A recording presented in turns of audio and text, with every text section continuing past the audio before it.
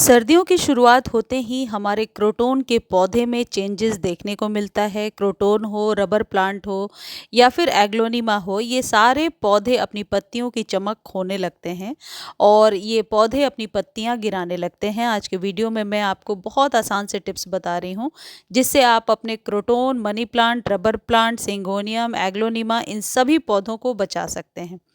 Croton के पौधे को नवंबर से लेकर के फरवरी तक आप फुल सनलाइट में रखिए।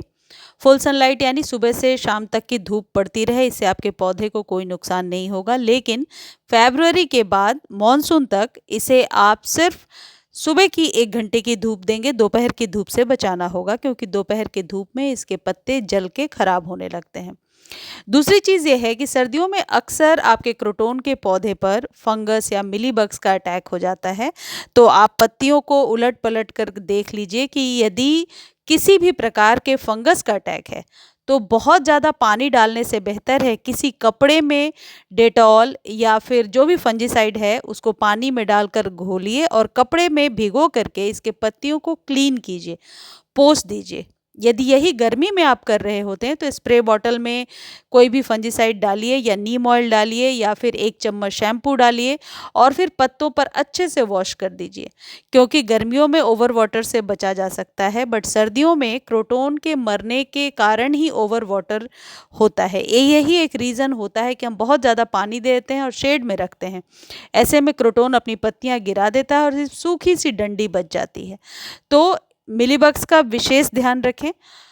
तीसरी चीज़ ये है कि क्रोटोन के पौधे में यानी मिट्टी में थोड़ी सी गुड़ाई कर दीजिए। गुड़ाई करने के बाद एक नियम बना लीजिए कि वीक में सिर्फ एक बार आपको पानी देना है।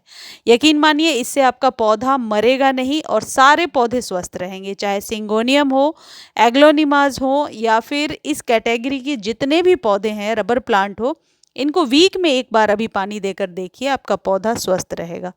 इन पौधों की अभी कोई कटाई छटाई आपको नहीं करनी है। जैसे ही आप प्रून करेंगे ये पौधे डाईबैक की प्रॉब्लम में चले जाएंगे। तो यदि आपको काटना छाटना है, रिपोर्ट करना है, कुछ भी करना है, इसके लिए फरवरी तक या फिर मिनिमम 14 जनवरी तक आपको वेट करना होगा। इन पौधों के लिए धूप अभी सारे खाद से ज़्यादा ज़रूरी है। आप खाद भले ही कम दें क्योंकि अभी इनके डोरमेंसी का टाइम है और स्लो ग्रोइंग प्लांट होते हैं ये। तो फरवरी के बाद यानी स्प्रिंग सीजन के बाद मॉनसून तक ये बहुत ही अच्छे से ग्रो करते हैं।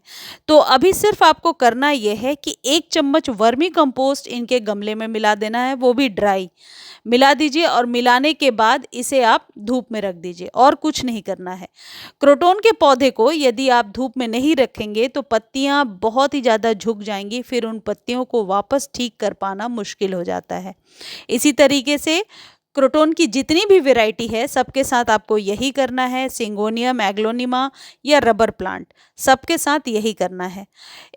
यदि आप चाहें तो 10 डेज पर यदि आपके पास सीवीड फर्टिलाइज़र है तो करीब 5 ग्राम के करीब 1 लीटर पानी में डाल करके डायरेक्टली इसके जड़ों में डाल सकते हैं। लेकिन जिस दिन आप पानी दे रहे हैं उस दिन पौधे को धूप में रखना ज़रूरी है।